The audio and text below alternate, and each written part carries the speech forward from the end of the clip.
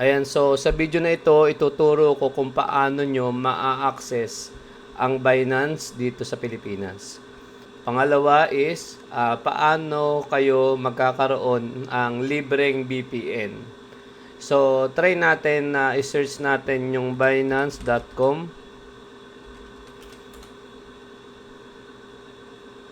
Ayan, so kung mapapansin nyo is, hindi natin siya ma-access kasi na-block na siya ng SEC. Ayan, so ngayon, i-download natin si Opera browser. Ayan.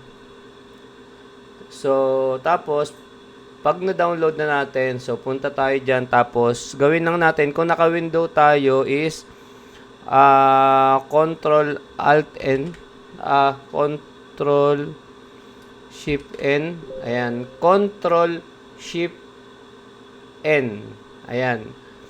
So, tapos, click mo itong VPN, click mo to, ayan, tapos, pili ka lang ng location, so, pwede mong gawin is, Germany, wait,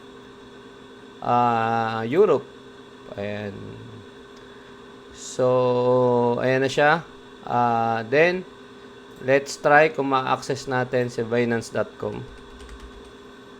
Ayan. So, location na natin is ibang bansa. So, let's see.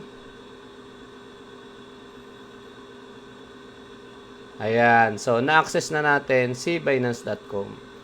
So, ganun lang kasimple. So, para sa mas maraming tutorial, video, so please subscribe my channel.